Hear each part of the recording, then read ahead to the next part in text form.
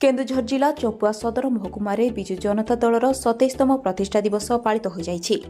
एने दल तरफ व्यापक कार्यक्रम आयोजन होइतिला। प्रतिष्ठा दिवस आरंभ में चंपुआ विधायिका मीनाक्षी महंत रिमुली बजार रे थिबा प्रबाद पुरुष विजु पट्टनायक प्रतिमूर्ति में श्रद्धासुमन अर्पण करथिले। एहा परे चंपुआ उपखंड चिकित्सालय रे रोगी मानकु फल बंटन करथिले। एही अवसर में चिकित्सालय परिसर में वृक्षरोपण कार्यक्रम अनुष्ठित होइतिला। एहा परे एक विशाल सभार आयोजन करा जाइतिला।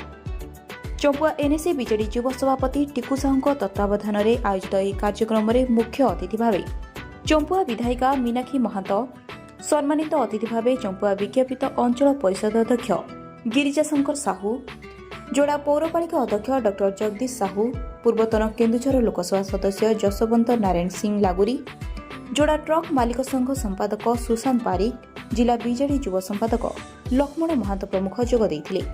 निज वक्तव्य मुख्य अतिथि बीजेडी सरकार विभिन्न लोकप्रिय जनकल्याणकारी योजना और महिला सशक्तिकरण संपर्क में वक्तव्य प्रदान करथिले।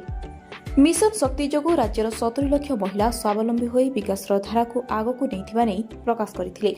विजु जनता दल सबुबले ओडिशार विकास को प्राथमिकता दिए और ओडिशावासी सुख दुखर साथी होई छिड़ा होइछि बोली अतिथि माने मत प्रकाश करथिले। मंचरे लागिथिबा विशाल एलईडी स्क्रीन रे बीजेडी सरकार सफलता और ओडिशार रूपांतरणर कहानी प्रदर्शित होइथिला।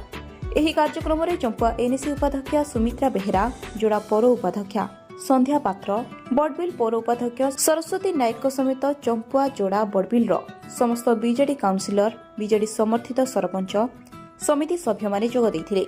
एही कार्यक्रम को बीजेडी कर्मी हबी दास, एमडी मुस्ताक, एमडी बड़कू, विश्वरंजन मिश्र, सत्यजित महाकोड, मृत्युंजय मिश्र, चितरंजन महंत, प्रियनाथ पति, एमडी गुलू परिचालना करथिले।